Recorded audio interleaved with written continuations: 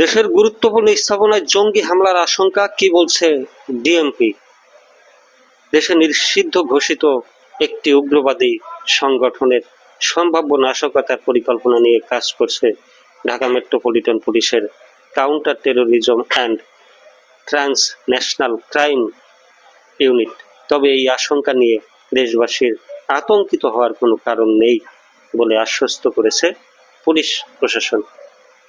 যদিও কয়েকদিন আগে একটা খবর পড়লাম, সেখানে স্বরাষ্ট্রমন্ত্রী এবং প্রধানমন্ত্রীর একজন উপদেষ্টা দুজনেই বলেছিলেন যে দেশে কোনো জঙ্গি তৎপরতা নাই, কিন্তু আজকের এই খবরটায় দেখছি গুরুত্বপূর্ণ স্থাপনায়, দেশের গুরুত্বপূর্ণ স্থাপনায় জঙ্গি হামলা হওয়ার সম্ভাবনা রয়েছে, এমনটাই কিন্তু উল্লেখ করা হয়েছে। বিস্তারিত আরো একটু পরে আপনাদেরকে শোনাই, দেখি কি অবস্থা।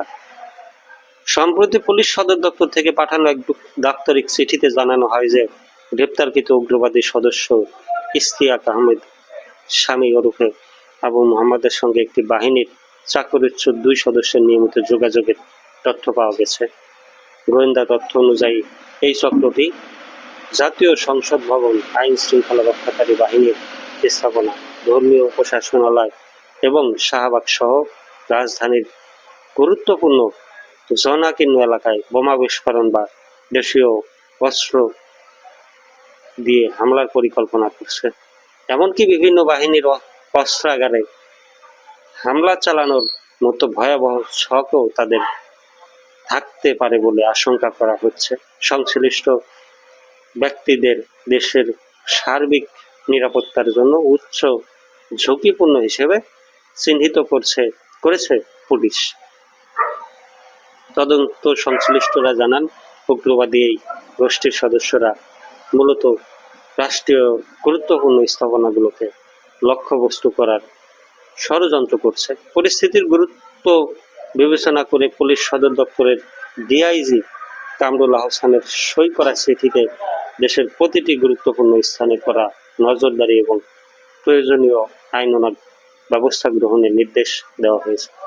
বিশেষ করে জনসমাগমস্থল ও বিনোদন কেন্দ্রগুলোতে বাড়তি পুলিশি পাহারা নিশ্চিত করতে বলা হয়েছে, যেন কোনো অপ্রীতিকর ঘটনা ঘটার সুযোগ না থাকে।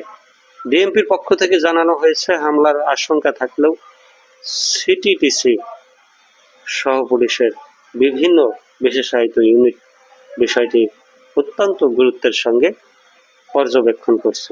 নিরাপত্তা নিশ্চিত করতে সাধারণ মানুষের সহযোগিতা চেয়েছে পুলিশ।